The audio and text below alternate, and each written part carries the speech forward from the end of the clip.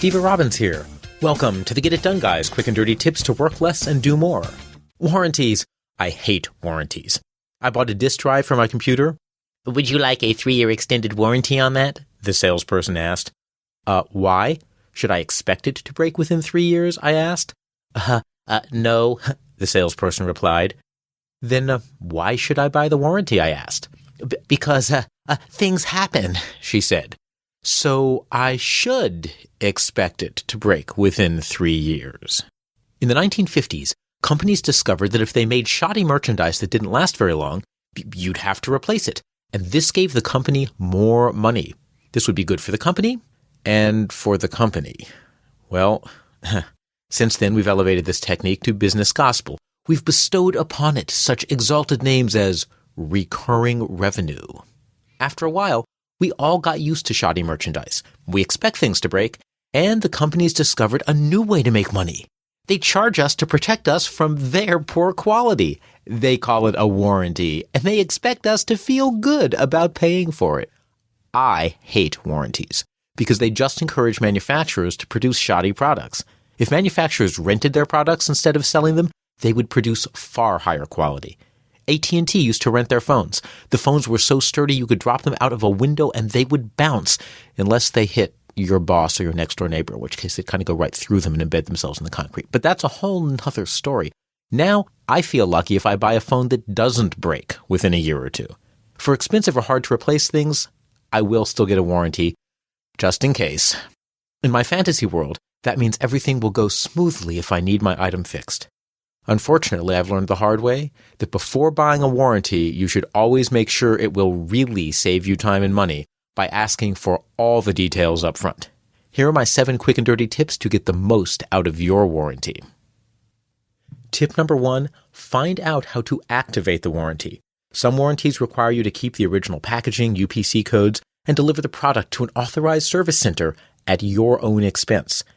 Even though you're buying your new 619-inch plasma screen TV from an authorized dealer, they may not be an authorized service center. Your closest authorized service center is just 419 miles away. You'll pay more for the gas than you would to replace the whole unit. Tip number 2, find out what proof of coverage you need for the service. If you need to provide your original receipt to prove you own the product, now is the time to save it in your warranty file. If you have an automatic warranty that comes from purchasing on a certain credit card, make sure to save the information needed to activate that warranty too.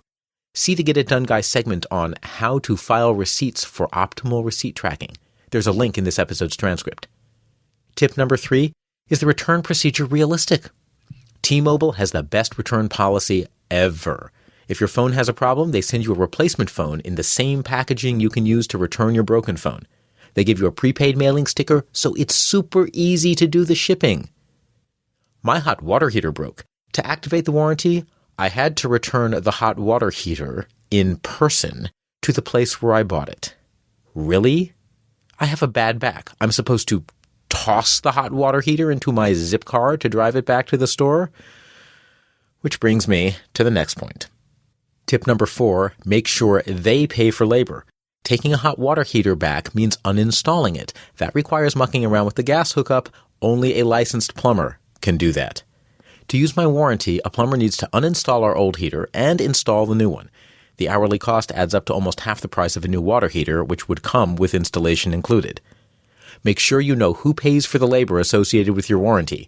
If reasonable labor to fix stuff would cost as much as replacing the item, as wasteful as it is, it makes more sense to skip the warranty and replace the item if it breaks. Tip number 5, get a warranty that guarantees speediness. How long are you willing to go without the use of your product? I purchased the on-site Dell service contract for my Dell computer. The computer broke in a very strange way. Then I had to convince the phone representative that my problem warranted an on-site visit.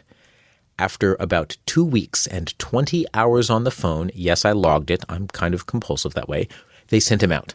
He verified the problem, called to authorize an exchange, and the phone support person said, I don't believe it. It's too strange. I want you to call the normal support line again and redo the diagnostics before I'll authorize a replacement. So I returned the computer and have never purchased from Dell again. Don't lose 2 weeks' worth of work due to a broken computer. on-site isn't enough. Your warranty needs to guarantee speediness. That's one reason I'm now a Mac user. I have an Apple store just a mile away. I bought a service plan for my Mac. My hard drive crashed. With one quick phone call, I made a 20-minute service appointment for 4 p.m., same day. They spent exactly 20 minutes with me, issued a diagnosis, and the next morning I had a working computer. It was the smoothest customer service experience I had ever had. Tip number 6, know the consequences of call center support. The other problem with Dell was that I had a different support person every time I called. Yes, they had access to my record, but my computer's problem was very strange, so we had to discuss it each time, kind of like certain relationships I've been in. And each rep had to lead me through the diagnostic procedure that they thought made sense. If it's possible, verify that during any warranty service, you'll have one person handle your case from start to finish. Tip number 7, one organization should take responsibility. You not only want one person to deal with, you want one organization. My hot water problem was a nightmare because the manufacturer and contractor kept pointing fingers at each other. Yeah, it's not my fault, it's their fault. They would say, I don't care whose fault it is, I just want a working hot water heater. I had no experience with broken hot water heaters. It's absurd for me to be the go-between for two companies that do business together regularly. I wanted either the manufacturer or the contractor to say, we'll handle it and work out all the details with the other party. Warranties sound like a great idea until you realize that at best they're an attempt to fleece you, and at worst they're an indicator of how little faith the manufacturer has in their own product. In those cases, exercising the warranty can suck up more time and money than just replacing the product. These tips will help you make sure if you need warranties, you'll go in with your eyes open to possible hidden pitfalls before you buy. This is Steve Robbins. Find links to my episode on filing receipts and a past article I've written on warranties with this episode's transcript at getitdone.quickanddirtytips.com. I work with executives to help them reclaim their time by aligning their commitments behind their top goals and providing accountability for those goals. If you want to know more, visit steverrobbins.com. Work less, do more, and have a great life.